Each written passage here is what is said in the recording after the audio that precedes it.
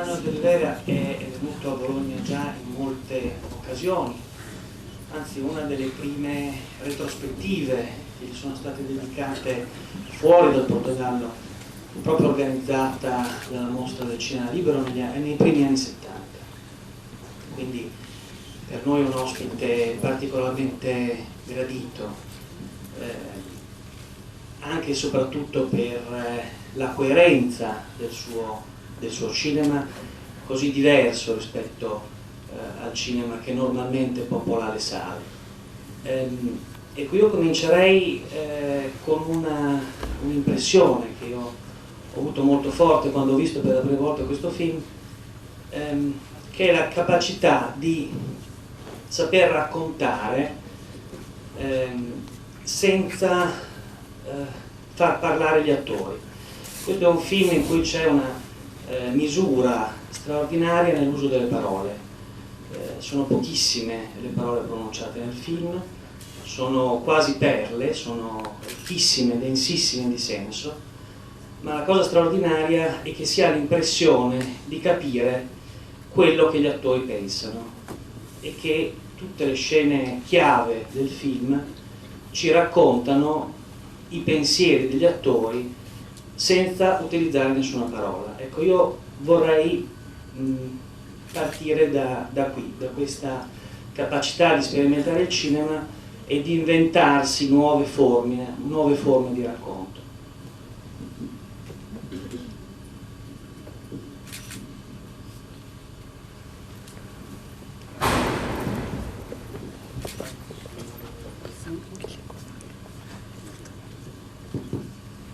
Antes de tudo, quero agradecer o caloroso acolhimento che acabam de nos fazer e sensibilizzou. Innanzitutto vorrei ringraziare per il calorosa accoglienza che mi state facendo e che mi impressiona, mi coinvolge emotivamente. Sobre a expressão sem palavras, é um caso que veio por acaso. Un gioco di parole. Ecco, l'espressione senza parole è un'espressione che è venuta per caso. Não foi propósito, nem uma coisa estudada para fazer assim. Quando ho pensato di fare questo film, Punto senza parole, non pensavo inizialmente che sarebbe stato così. O filme nasceu de outro filme que se chamava Palavra e Utopia. Il film è praticamente derivato da un altro film il cui titolo era Parole di Utopia. Que tratava de padre jesuíta que defendia os escravos e os índios no Brasil colonial. Era la storia di un padre gesuita che difendeva gli schiavi e gli indi nel Brasile coloniale. Este padre, em certa altura da sua vida, porque era mal aceito pelos nobres e pela nobreza portuguesa, e foi julgado pela Inquisição em Portugal. A certa altura ele foi, quando se viu liberto, foi para, ou melhor, veio para Roma. E questo gesuita, che dopo aver praticamente essere stato sottoposto all'Inquisizione e quindi rinviso ai nobili e alla nobiltà portoghese, dopo praticamente essersi liberato da questo gioco, venne a Roma. Foi muito bem recebido em Roma. Ele falava italiano perfeitamente. E a Rainha Cristina, nessa época, tinha abandonado a coroa para se tornar cattolica. Ecco, fu molto ben ricevuto in Italia, conosceva la lingua molto bene. In quel momento con la regina Cristina aveva praticamente di Svezia, certo, aveva praticamente lasciato la corona e si era convertita al cattolicesimo. E a Rainha Cristina recebia intelectuais e bispos que realmente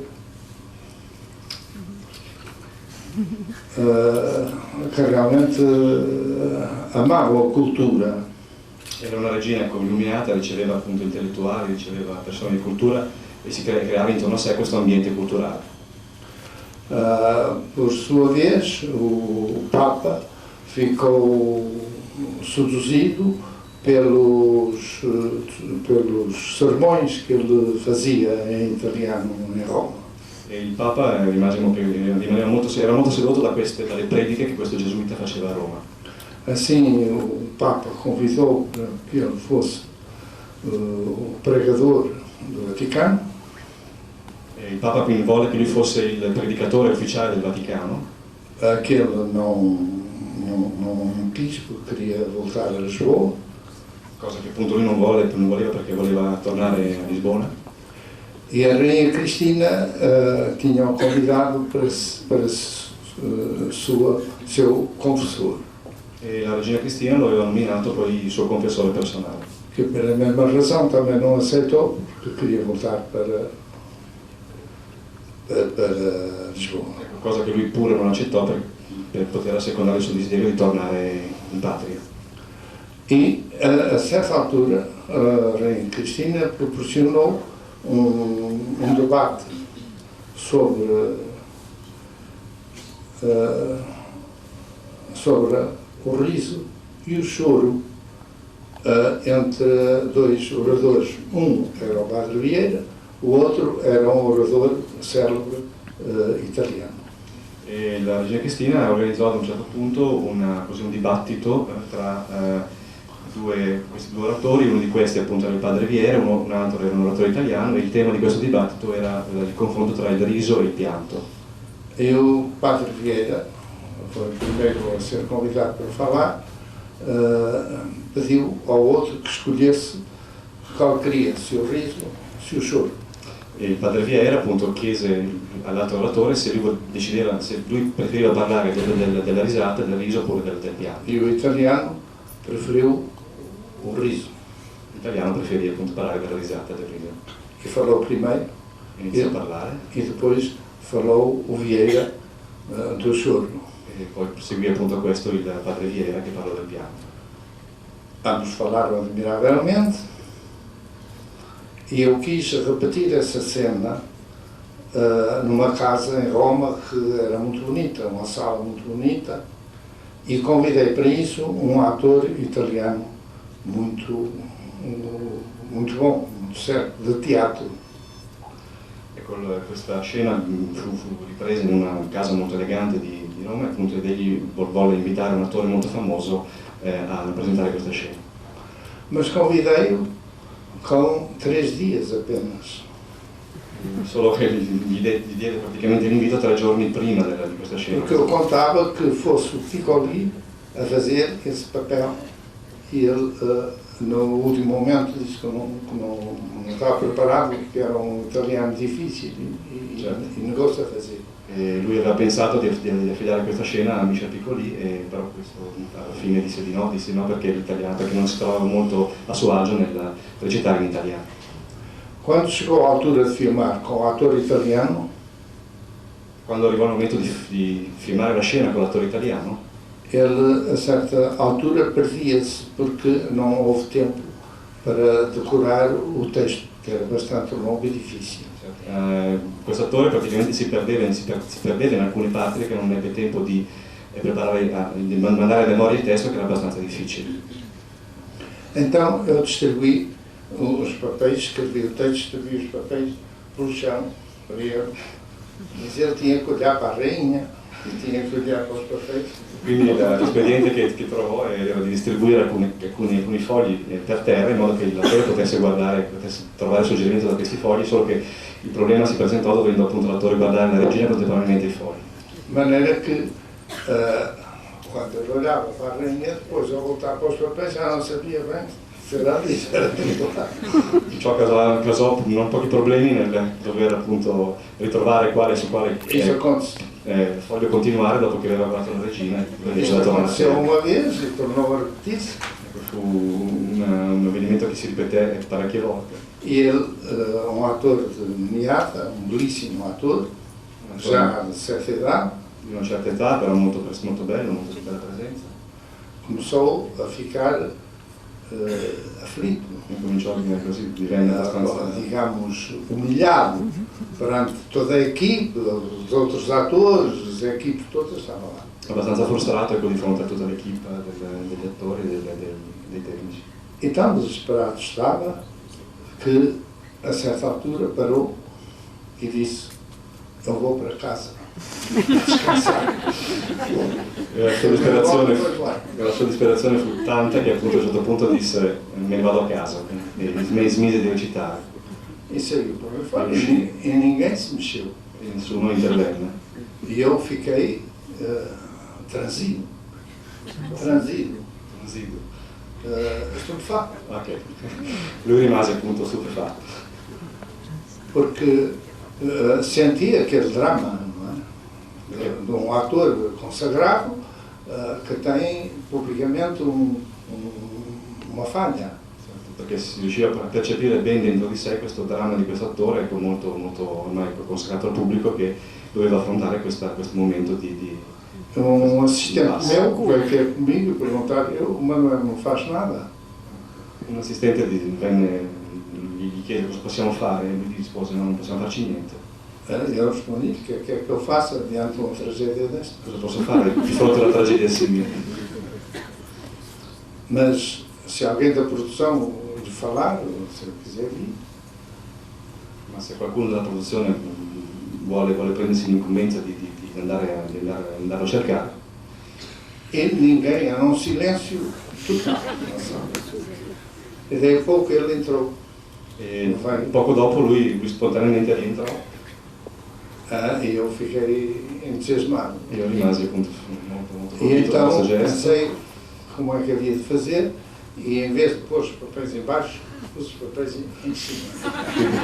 Anziché collocare questi fogli per terra, li mise in una posizione più alta. E tinha 4 posições, eu pus os papéis em 4 posições. E quindi collocò appunto questi fogli in 4 posizioni diverse. Como estavam altos, não tiravam a visão à câmara, nem a iluminação do rosto. Quindi erano in posizione tale da non essere tra la telecamera e l'attore, e anche da non togliere l'illuminazione sul viso dell'attore. E então disse: o primeiro papel é este. Estando a olhar para o papel, está a olhar para a rainha, porque era tudo concêntrico. Quindi io disse: questo è il primo foglio su cui tu devi guardare. Quindi mentre lui guardava il primo foglio, il suo sguardo andava anche in direzione della regina, in modo che tutto convergeva verso di lei. De maneira que pode ler completamente, sem retirar os olhos deste papel, que é o primeiro. Quindi in questo modo puoi leggere, insomma, le parole su questo foglio, che è il primo foglio, quindi senza tirare lo sguardo dalla regina.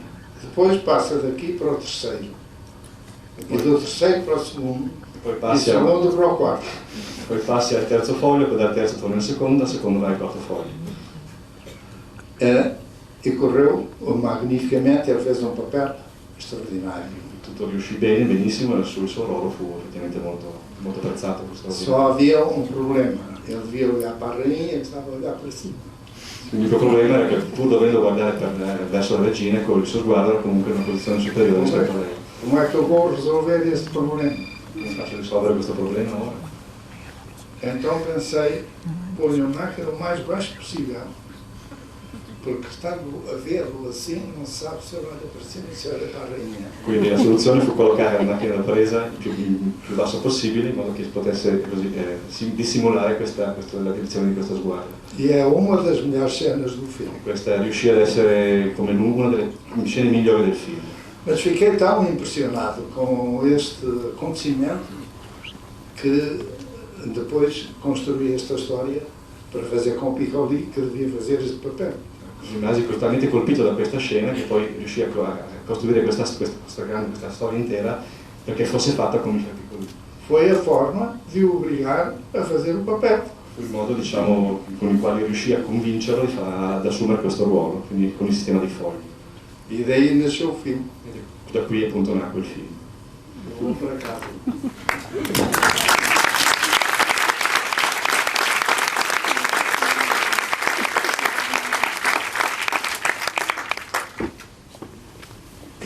O ator Piccoli é um ator extraordinário. E uma das coisas difíceis que os atores têm é de não fazer nada.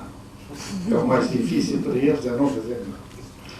E um ator, quando não faz nada, faz um movimento qualquer, um sorriso, um gesto, para encher, que é muito mau.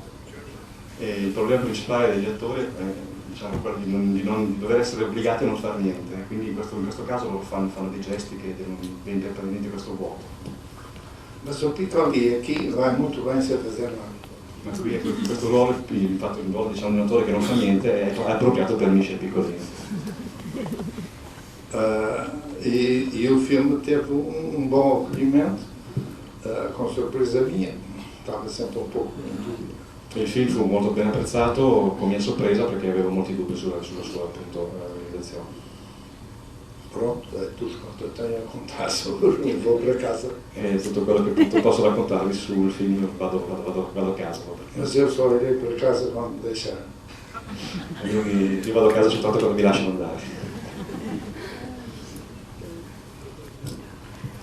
Mi piacerebbe sapere se alla base della riuscita di tutti i suoi film e anche alla base della velocità con cui li realizza, considerando che produce un film all'anno e già in questo momento sta completando a Parigi il missaggio del prossimo e sta pensando al successivo, ecco, se alla base di questa velocità e perfezione c'è anche un rapporto consolidato d'equipe con alcuni collaboratori con i quali lavora da anni, in particolare con il produttore Paolo Branco e anche con il direttore della fotografia, lo straordinario operatore svizzero Renato Berta, che ha firmato quasi tutta la fotografia degli ultimi film. Volevo sapere quindi se pensa che questo gruppo di lavoro costituisca in qualche modo anche uno dei segreti del suo cinema straordinario.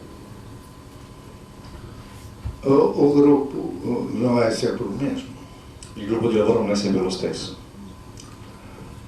O primeiro produtor, a primeira pessoa que me ajudou a fazer o filme foi o meu pai. La prima persona che mi aiutò a fare un film fu mio padre. Foi ele que me comprou uma máquina e comprou a primeira película, e numa fase em que financeiramente vivia com certa dificuldade. Fu lui che mi comprò la prima macchina cinepresa, la prima pellicola, e questo avvenne in un periodo di non facili condizioni economiche. Eu pedi-lhe e não tinha sido bom aluno, não tinha nada que garantisse qualquer sucesso, era um amador, não tinha experiência nenhuma, e ele confiou. Io glielo chiesi, non c'era nessuna condizione che facesse pensare che sarei diventato quello che sono diventato, però lui confiò in me, ebbe fiducia in me e me la comprò. Claro que isto só pai o poderia fazer. È una cosa che soltanto un padre potrebbe fare. O segundo que me ajudou a fazer filmes foi a minha mãe. Já meu pai tinha morrido. La seconda persona che mi aiutò molto nella realizzazione dei miei film fu mia madre, quando mio padre già era morto. E fiz o primeiro filme de ficção, Aniki Bobó, Feci appunto il mio primo film, Aniki Bobó, onde eu tive uma participação monetária muito grande que a minha mãe me deu. dove praticamente potevo beneficiare di questo contributo finanziario cospicuo che mia madre riuscì a dare. Depois entrei na produção com o Lopes Ribeiro. Estava para fazer o filme eu próprio, mas Lopes Ribeiro veio oferecer-me para fazer o Aniki Bobó, este mesmo filme que eu acabo de falar. E poi entrai appunto in collaborazione con Ribeiro, che praticamente fu colui che finanziò per questo film. E depois fui fazendo mesmo documentários à minha própria custa, onde eu fazia tudo. Fazia de operador, fazia de produtor, fazia a fotografia, fazia o som, fazia tudo, porque era a maneira económica de poder realizzare os filmes. E poi passai appunto a realizzare dei documentari in cui io ero praticamente colui che faceva sia la regia che il montaggio che il tecnico del suono, era il modo appunto più economico per poterlo realizzare. Até que a Fundação Gulbenkian decidiu dar dinheiro para 4 filmes, entre os quais, 4 realizadores, entre os quais eu era um, foi o passado e o presente. Poi vi fu appunto la Fondazione Gulbenkian che decise di finanziare 4 progetti, di cui io appunto ne presentai uno. Il film si chiamava Il passato e presente. Fiz um filme também chamado Arte da Primavera, subsidiado, o único subsidiado era o Instituto Português de Cinema. Ecco, un altro ente che finanziò una mia produzione fu l'Istituto Portoghese del Cinema. E fiz eu como produtor também. In cui io ero il produttore. E depois fez Gulbenkian, deu também dinheiro para fazer. Não, depois tive um subsídio do CNI para fazer Benilde. Poi venne un sussidio di questo ente SNI per fare un altro film. Benilde o Isemãe, como tinha título assaz religioso, eles deram un subsídio. E questo appunto fu possibile perché questo film aveva un titolo religioso che era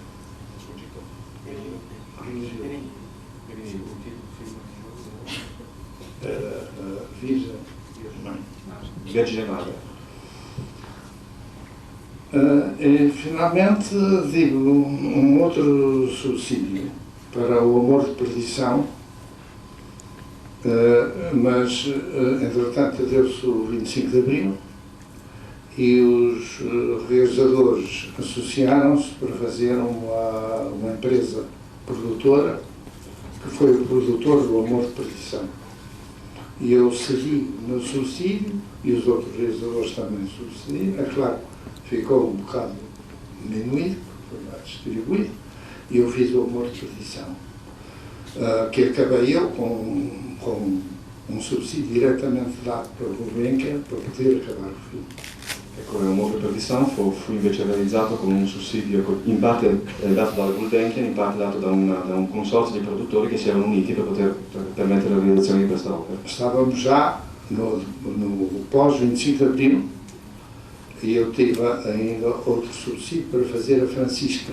Ecco, eravamo già nel periodo del post-25 aprile, post diciamo così, della dittatura. E foi nesse momento que eu conheci o Paulo Branco. E io avevo praticamente questo sussidio per fare Francisco e fu in questo momento che conobbi e ele mostrou vontade de ser o produtor e eu passei do subsídio para ser. E a partir daí tenho feito os filmes com o Paulo Branco. Ecco, e lui voleva appunto essere il produttore di questo film, quindi io passai il sussidio a Paolo Branco e fu lui d'ora in poi ad essere il produttore dei miei film. Mas o produtor, o operador, o diretor de fotografia do Vou para Casa é uma mulher. Il direttore della fotografia di Io vado a casa, Vou para Casa è una donna. Mas tem trabalho com outros operadores, como o Emanuel, que é o último filme que fez,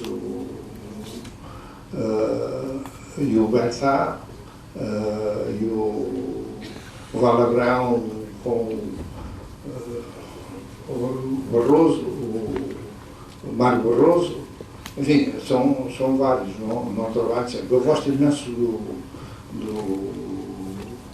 do Bertá, é um excelente operador, mas nem sempre é possível, porque um realizador está sempre muito dependente, está dependente das disponibilidades de tempo e de dinheiro que lhe é atribuído através dos projetos que eu represento. para a ocasião de disponibilidade. Está dependente da disponibilidade do ator, tem compromisso agora ou logo.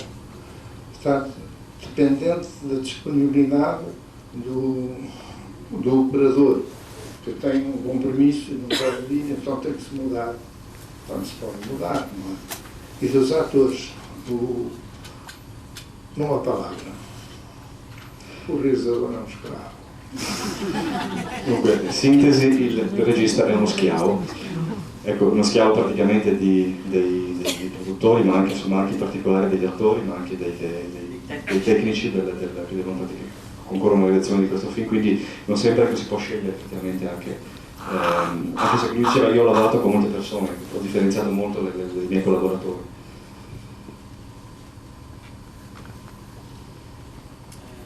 Probabilmente ci sono domande che vogliono venire da voi, credo che sia un'occasione. Eu queria pedir para o ilustre maestro alguma explicação, algum pormenor sobre... Queria pedir para o maestro Manuel de Oliveira alguma informação sobre um filme que muito me fascinou, O Princípio da Incerteza. Eu achei-o tão enigmático,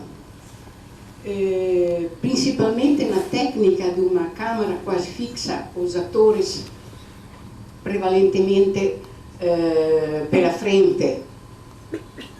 O senhor poderia me fornecer alguma informação a mais? Obrigada. Melhor. Eu percebi. La signora voleva sapere se il maestro poteva dare alcune spiegazioni su questa sua tecnica di tenere praticamente la macchina presa in posizione fissa e in relazione in particolare a questo film Il principio dell'incertezza. Há preconceito de movimento no cinema, mas a ideia do movimento no cinema è apenas preconceito. Non è mais que isso. Esiste appunto l'idea del movimento nel cinema è frutto di un preconcetto, non è nient'altro che questo. Quando si diz esta cena não tem movimento, o plano está fixo, pode-se perguntar também o que é que deve mexer? São os atores diante da câmara ou é a câmara che deve andare in acrobacias? Quando appunto si vede una scena appunto mobile in cui niente si muove, nessuno si muove, si potrebbe anche chiedere che cosa dovrebbe muoversi, dovrebbero muoversi gli attori oppure dovrebbe muoversi la telecamera? La macchina da presa. Fare delle acrobazie anche. São preconceitos, não é? O essencial, no meu ponto de vista, é a expressão que vem da cena. Quando um filme é falado, ou quando não é, às vezes a cena está parada. Por exemplo, há uma cena em que o Piccoli, neste filme, está sentado no café e está a ver passar, não mexe, não faz nada. É um plano fixo. Mas não dá a ideia de ser fixo, porque não fala. Ele não diz nada. Se falasse, se estivesse a falar aquele tempo, diziam, o plano está fixo. Allora, una questione appunto di espressione, non tanto di movimento, nel senso che quando, ad esempio, una scena in cui Michele Piccoli sta fermo, ecco, e non dice niente, non dice, non parla. Se falasse, diziam que estava fixo, claro que era fixo. Aveva detto che il piano era fisso, insomma. A câmara deve mover-se como quando se move, como se movem os olhos das pessoas quando há um movimento. Se a gente segue um automóvel que passa, ou alguém que passa na rua, acompanha esse alguém. Mas nós não fazemos panorâmicas, não fazemos isso assim, quando olhamos daqui e olhamos para lá, não fazemos uma panorâmica daqui para ali. Fechamos os olhos e abrimos ali. Se fizéssemos panorâmicas toda a vida, orávamos. quando appunto si vede ad esempio una scena di una macchina che passa da un punto a un altro, ecco, la telecamera dovrebbe spostarsi da questo, la macchina presa spostarsi da questo punto a quell'altro, il che però non corrisponde al movimento che noi facciamo con i nostri occhi quando fissiamo un oggetto mobile che va da un punto all'altro. Dovremmo quindi fare, per dare questo movimento dovremmo anche noi con la macchina da presa dare una panoramica, in effetti. Pasolini escreveu um artigo nos Cahiers Cinema onde explicitava que quando a câmera se move é poesia, quando a câmera está fixa è prosa. In un articolo sul Cahiers del Cinema, Pasolini appunto aveva detto che quando la macchina da presa è fissa, praticamente quello è poesia, quando si muove diventa prosa.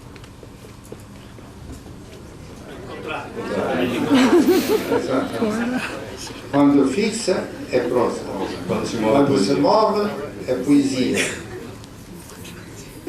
Eu acho que esse artigo surpreendeu-me na altura, mas muito mais tarde vim a compreendê-lo. Al momento questo articolo mi sorprese, però più tardi capì effettivamente il suo significato. Porque quando se move a câmara denuncia a presença do realizador. Quando la macchina da presa si muove, questo significa anche denunciare la presenza del regista dietro la telecamera. Quer dizer, é o poeta a falar. È come se fosse il poeta che sta parlando. Mas a grande virtude do realizador é que o espectador não sinta, não saiba que ele existe. La grande virtù appunto del regista è che lo spettatore non deve sapere quello che esiste. Lui esiste. Che lui esiste, che il Deve sapere che il regista esiste. Há um realizador, não me lembro qual, que disse, há pouco tempo, disse,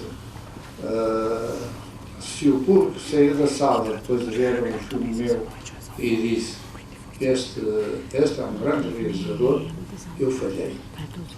Un regista ha detto questa frase, che se il pubblico esce dalla sala di un cinema e dice e pensa che quello che ha visto è il film di un grande regista, vuol dire che il regista ha fallito la sua missione. Mas se o público sai e diz, sim senhor, este é um grande film, Ma deve uscire dalla sala e dire sì, quello è un film grande. allora va bene.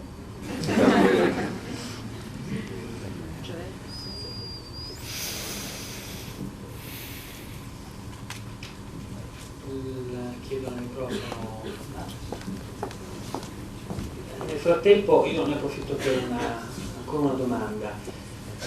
Nella sua attività c'è stato un lunghissimo periodo di pausa, meglio, fa il primo film d'oro nel 1931, poi un film negli anni 40, un film negli anni 50, poi 3 film negli anni 60, 3 film negli anni 70 e poi negli anni 80 10 film e 10 film anche negli anni 90. Ecco, questa lunga pausa dagli anni 30 agli anni 60 in cui ha fatto alcune cose ma anche diciamo, non ha lavorato con continuità nel cinema, è da considerare, lui la considera come un periodo negativo o piuttosto come un periodo di pausa, di riflessione, grazie al quale oggi può produrre tanti film così forti e così diversi l'uno dall'altro. Não é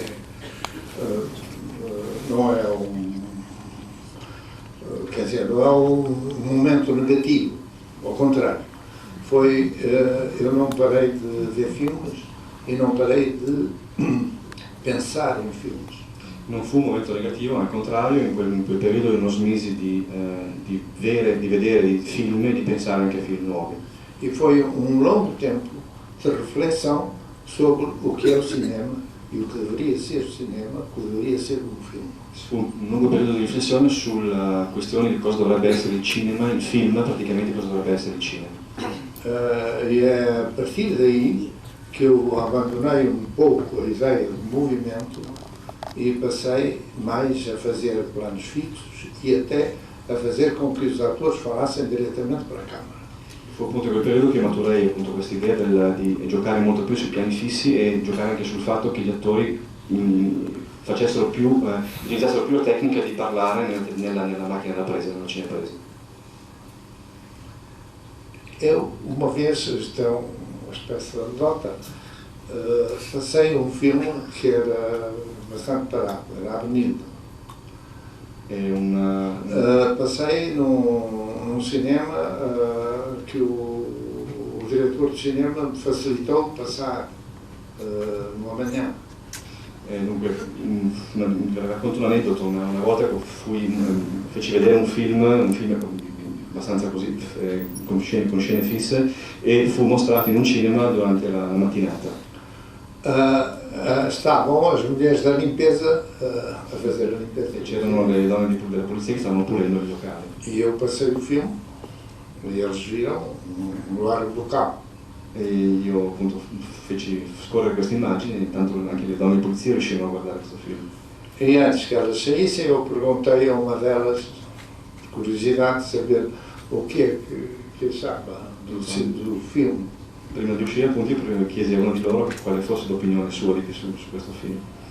E a mulher da limpeza, de meia idade, respondeu-me, disse, não muda. E la risposta che appunto arrivai da questa signora di mezza età fu praticamente sempre lo stesso. Ela tinha parado de varrer e pôs-se a olhar e a imagem então continuou a varrer. E praticamente puliva, toglieva gli occhi dallo schermo e quando poi li rivoltava c'era un'altra immagine che era sempre quella, poi Mais tarde, na inauguração do Museu de Sarralves, houve um sujeito que ia fazer um discurso que disse que uma coisa que me entusiasmou bastante, as estatísticas demonstram que há muito maior público a ver os museus de pintura do que futebol. Dunque, durante un discorso tenuto alla Fondazione Serralves a Porto, ci fu un oratore che appunto disse che statisticamente è provato che c'è più pubblico che va a vedere musei di quadri dipinti che non è pubblico che va negli stadi. Eu fiquei muito contente, porque realmente é interessante. Mas como eu ia muitas vezes a Paris, io appunto mi sono molto rallegrato di questa informazione, ma a Parigi havia muitas exposições. Eu às vezes queria ir, mas a bicha era tão grande que não assistia. Ecco, come ebbi modo di consultare come una volta a Parigi, e volevo appunto mettere in pratica questo così. Então a coisa passava-se assim. E volevo effettivamente andare anch'io in un museo, ma la fila di attesa di questi musei era talmente lunga che non riuscivo ad andare, quindi desisti. E então comecei a pensar e a observar aquilo, o que passava aqui. Tinha de ir certo lote de pessoas que entravam e tinham que dar a volta a ver os quadros. E quando saíam, entrava outro lote. E assim sucessivamente. L'ingresso a questi musei veniva per contingente di persone, prima entrava un gruppo di persone, poi ne usciva un altro gruppo e così via. Eu, a primeira vez que fui ao Museu do Prado, fixei-me em 2 quadros do Goya. Estive lá 2 horas e não disse não per questi 2 quadri. E la prima volta che andai al Museo del Prado mi rimasi a guardare soltanto quei 2 quadri di Goya e non vidi nient'altro. E como era tarde, tive que sair. E dato che era già tardi, poi fu il momento di dover andare via. Então pensei que esta coisa é que eles veem um quadro, depois o outro, depois o outro, depois o outro, depois o outro, depois o outro, depois o outro, depois o outro, depois o outro, depois o outro, depois sai. Quindi pensai appunto anch'io in questo fatto che il pubblico vede praticamente prima un quadro, poi ne vede un altro, poi ne vede un altro, quindi scene statiche, poi un altro ancora e poi se ne va via. Eu então pensei na mulher da limpeza. Tornai a pensare alla donna di polizia. A mulher da limpeza olhou e disse, já vi, ainda lá está. La quale appunto disse sì, l'ho già visto, è sempre là, non cambia il quadro. Ora, o cinema muda, quer dizer, eu já vi esta imagem, agora vamos ver quem vem a seguir. Se não vem, o que é que eu estou aqui a fazer? Il cinema deve cambiare, io ho già visto questa immagine, però se non cambio questa immagine qual è il mio ruolo qua? É uma impressão que me ficou triste, porque eles veem e não veem, porque veem em série, muda, é uma curiosidade. Vã, não absorve, non fica dentro. Appunto una verità che mi lasciò abbastanza così triste e frustrato, perché dimostra che, appunto, che le persone vedono ma non assorbono, ma non vedono, guardano ma non vedono in realtà. Há momentos em que o cinema tem que ser rápido, chamada montagem rápida, mas que tem o seu propósito e que é hoje pouco usada. Ci sono momenti in cui il cinema deve essere effettivamente fatto per montaggio, con quello che si chiama montaggio rapido. E há outras cenas que são lentas, são rigorosas, são mais profundas, mais cuidadas, têm outro contexto. E altre scene che sono invece più curate, più profonde, più lente, quindi hanno un altro contesto. Essa é a variação. É claro que o cinema hoje tem muito movimento, as pessoas não param, a câmera está de um lado para o outro, vai para aqui, né? Mas não se passa nada. Mas eles falam, não se passa nada. Entretém. No fundo, o cinema de hoje, sobretudo o cinema americano, na maior parte, porque também há grandes realizadores americanos, mas na maior parte, é como uma droga. As pessoas estão fadidas, estão tontas. Funcionam, não. Se perguntarem assim o que é que viram, uma coisa que mexia. E quindi ecco, dice che in fondo, come viene in fondo per il cinema americano, che è considerato una droga, insomma, in quanto tutto succede, però ecco, le persone parlano, si muovono, però non, in fondo poi non... Tante immagini, tanto movimento, tante parole, niente di sostanza. Non per tutto il cinema americano, perché anche il cinema americano ha dei grandi autori, naturalmente. Sì. Buonasera. Nel film vi sono riferimenti a delle forme d'arte classiche, come per esempio il teatro abbiamo visto, o a mezzi mass mediali tradizionali come i giornali, la stampa. E vorrei sapere il suo rapporto personale con le nuove tecnologie e come lei pensa sia cambiata la società nel momento in cui vi è stato l'impatto con le nuove tecnologie. Mi riferisco all'informatica, al computer, e come le nuove tecnologie hanno influenzato la sua opera filmica. Grazie. Ti incontro sul romanzo che ha scritto io.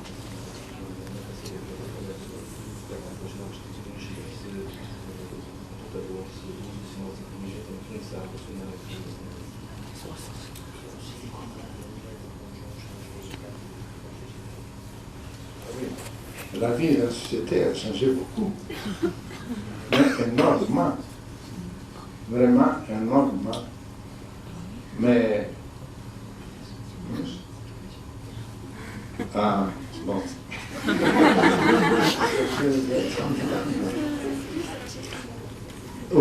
Realmente a vida tem mudado muito, muito, muito. Uma mudança quasi radicale. Le nuove tecnologie si hanno cambiato in modo radicale la nostra vita. Quando eu era jovem, nos meus 19, 18, 20 anos, entre nós, os rapazes, ninguém era capaz de casar com uma mulher que non fosse Ibsen. Quando ero più giovane, quando avevo 18-19 anni, tutti i miei amici, nessuna di queste persone poteva sposarsi con una donna che era vergine, fosse vergine, che non fosse quella.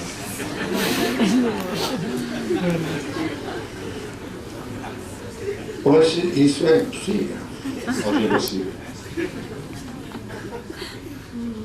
Veja, é uma mudança radical. Mudança de valores. Há valores que podem mudar, há outros que não podem mudar. Quer dizer, há valores temporais e há valores intemporais. Ci sono valori appunto che possono cambiare, valori che non possono cambiare, ci sono valori temporali, valori che sono legati al tempo e altri che non sono legati al tempo. Sobre os valores intemporais, são os que mais me interessam. Sono i valori atemporali che sono quelli più interessanti, mi interessano più. E os filmes, ou as histórias que eu escolho para fazer os filmes, versam muito sobre esse aspecto. Pelo menos uma reflessão sobre esses próprios valores. Ecco, ciò che io scelgo appunto per fare i miei film, ecco, vanno più in direzione di questo aspetto, cioè sopra i valori che non cambiano con il tempo. O filme que eu agora estou a trabalhar, a escrever, da paz, já vou mais de meio. Il film che ora sto scrivendo praticamente É da autora Agostina.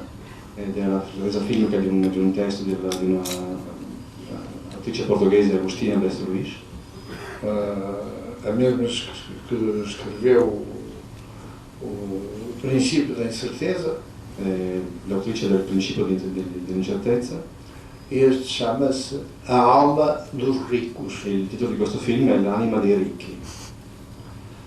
E é um filme muito interessante porque toca pontos muito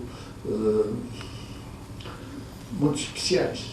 È un film interessante perché tocca degli aspetti molto speciali. E às vezes com uma certa, digamos, ligeireza ou agressividade, digamos mesmo. E anche con una certa leggerezza. Uma delas, por exemplo, é uma senhora que terá a fina força que a Virgem lhe apareça. E uno di questi è un personaggio, una signora che vuole appunto che la Vergine gli appaia di fronte.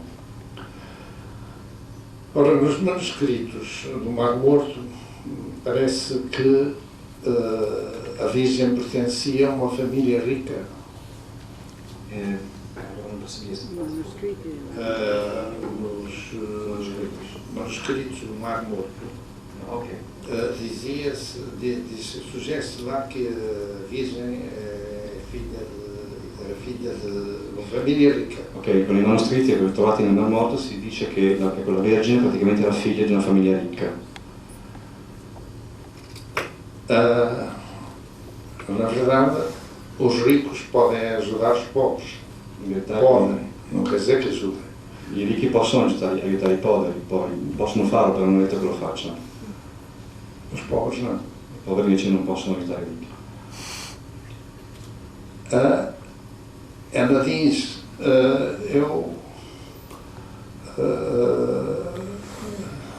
quando era miúda, com a irmã tinha uma medalha da Virgem e ela estava no recreio e disse: se a Virgem aparecesse agora não fazia nada de mais. Quando praticamente era piccola, non si sabia. Se a Virgem tinha uma medalha, dizia a Virgem, ela disse: se a Virgem aparecesse agora não fazia nada de mais. Quer dizer, è una ragazza aveva una medaglia e si disse appunto se la Vergine apparisse adesso non faceva niente di più, che Pio. Esatto. De Pio. E eu telefonei, estava a escrever, enfim, tive uma educação religiosa e tenho o meu pudor, naturalmente. E telefonei-lhe e disse: Agostina, você trata aqui a Virgem assim com uma certa ligeireza, coisa, não acha isso? E a resposta dela foi: não, eu até faço rica. Lui telefonò all'autrice del libro e disse: ma non è che stai trattando per caso la Vergine con una certa leggerezza? E l'autrice rispose: no, io la sto facendo anche più ricca di quello che è. Faço rica. Bom, são maneiras de ver. Ela põe esse problema, é um problema sério. O assunto é um bocado delicado, mesmo muito delicado, mas é muito rico, é muito profundo e faz a gente pensar duas vezes. E é isso que me atrai na obra. De dia para dia eu vou tirando mais e mais daquilo que leio, daquilo que transporto e procurando a maneira de o poder fazer. Quindi è un tema molto delicato che però mi stimola e ogni giorno io lo approfondisco e riesco a togliere, diciamo, sempre stimoli nuovi. O que eu sinto cada vez que faço filme, e neste que estou agora a trabalhar, justamente neste que estou agora a trabalhar, é que cada vez me revela mais misteriosa a vida. Ogni, diciamo, lezione che io trago da ciascun film che faccio, in particolare da questo, è che ogni volta che riesco a rendermi conto di come sempre più misteriosa la vita possa essere. Voilà.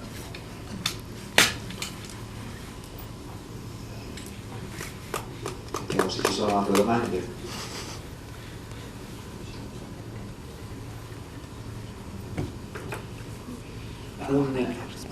Un ricordo di Marcello Mastroianni, con il quale lei ha fatto film. Mastroianni è un attore straordinario.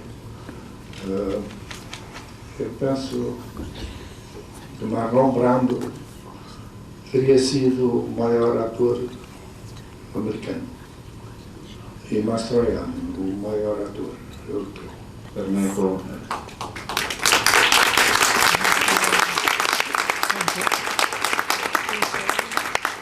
Mas era um homem extraordinariamente simples,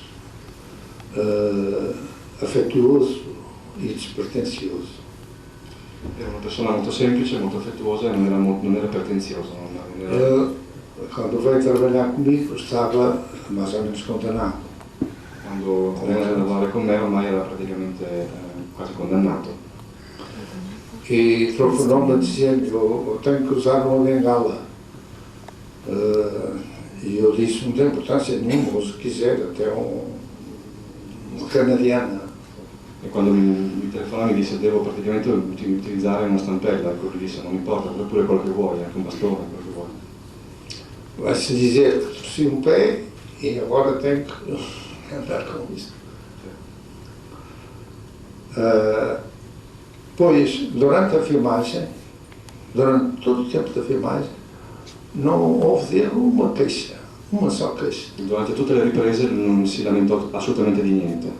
Toda a equipe o adorava. Molto apprezzato da parte di tutta l'equipe. E ele, uma vez eu disse-lhe: bom, agora aqui, tenho que subir aqui, vai de costas, eu vou substituí-lo, eu substituo as coisas estar a amassar, a subir. Ecco, una scena in cui doveva salire delle scale, lui disse: io ti sostituisco, non c'è necessità che sia tu a fare questa scena, dato che era una ripresa di spalle. No. Matteo insistette nell'andare lui stesso a fare questa scena.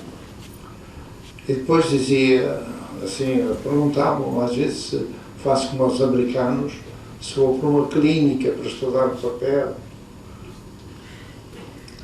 faço como os americanos, se vou para uma clínica para estudar o papel.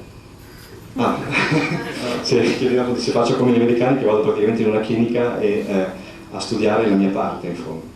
Não eu vou para o estúdio, o realizador diz o que quer, faça assim, faça, eu faço. Io no, non faccio così, vado in uno studio, il direttore dice cosa devo fare e io lo faccio. Outra vez estava a filmar em Caminha e reuniram, vieram muitos jornalistas portugueses. In occasione di un'altra ripresa a Camigna si radunarono molti giornalisti. E ele foi com o Paulo Branco, eu estava a filmar outras cenas, foi com o Paulo Branco e apresentou-se lá. Então ele disse qualquer coisa: lá estou em Portugal, gostei muito, gosto muito de Caminha, eu gostava imenso de Caminha. E Mastroianni fu con Castelo Branco e parlare con queste persone e stava dicendo che il Portogallo era molto bello, stava apprezzando il suo Quando squadra. acabou, o grupo de jornalistas não disse nada. Quando finì il gruppo di giornalisti rimase in silenzio. E ele disse: mas qualquer coisa, disse sobre aquilo. Lui aggiunse qualcos'altro, E o grupo, nada.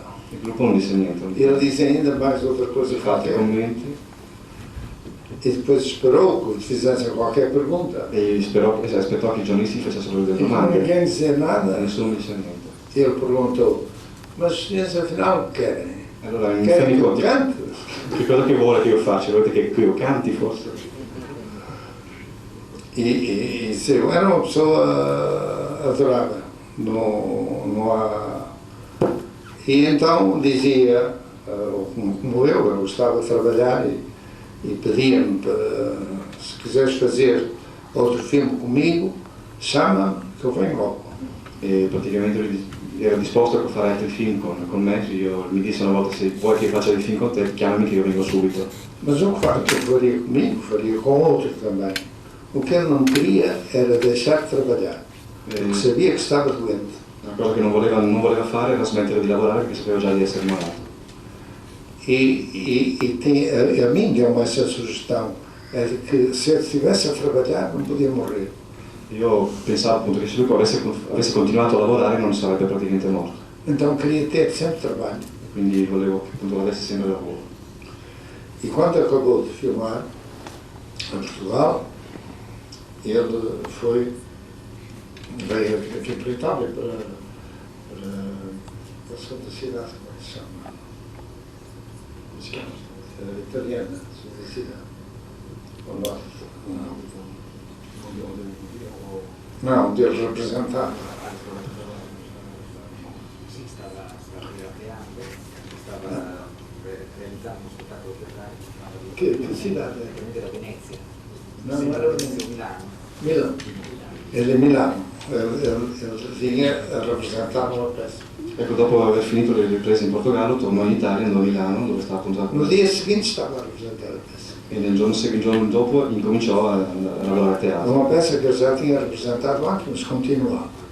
E então dizia: eu não percebo, as pessoas gostam. E diceva: io non capisco come mai le persone amano questa cosa. Perché a cena è molto triste. Come fanno a stare perché la scena è molto triste. Eu estou numa cloaca. Io mi trovo in una fogna praticamente. A dizer che sto male, che poi eles gostam. E dico appunto che mi sento male, che sto male, però le persone amano questo. Gli E piace. ele surpreendia-o, como ele, mas ele representava de uma maneira que atraía, era verdadeiro, era autêntico, parecia que estava a viver aquele estava mesmo a viver assim. Recitava in modo estremamente autentico, sembrava che fosse vita quello, non fosse E teatro. depois passou de Milano para Nápoles, salvo erro. E em Nápoles continuou a mesma peça. E morreu em cena. Teve um ataque em cena, depois foi para o hospital e morreu. Mas morreu a trabalhar. Dopo aver lavorato a Milano passò a Napoli, sempre con la stessa PS, e morì praticamente in scena, aveva un attacco di cuore, fu portato in ospedale e morì. Era um ator extraordinário. Era un attore straordinario.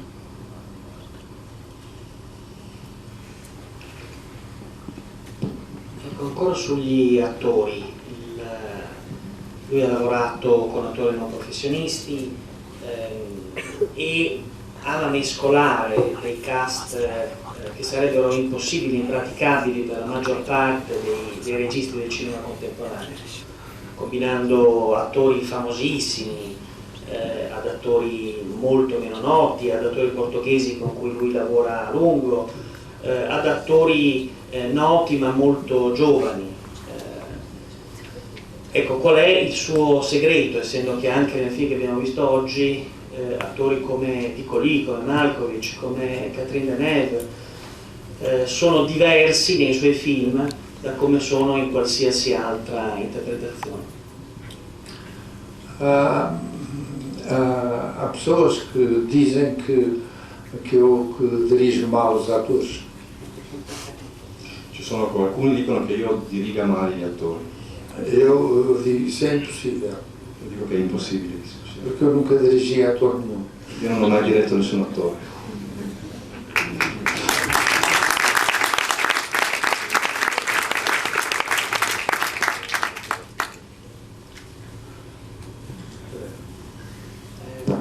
Forse c'è il tempo per un'ultima domanda.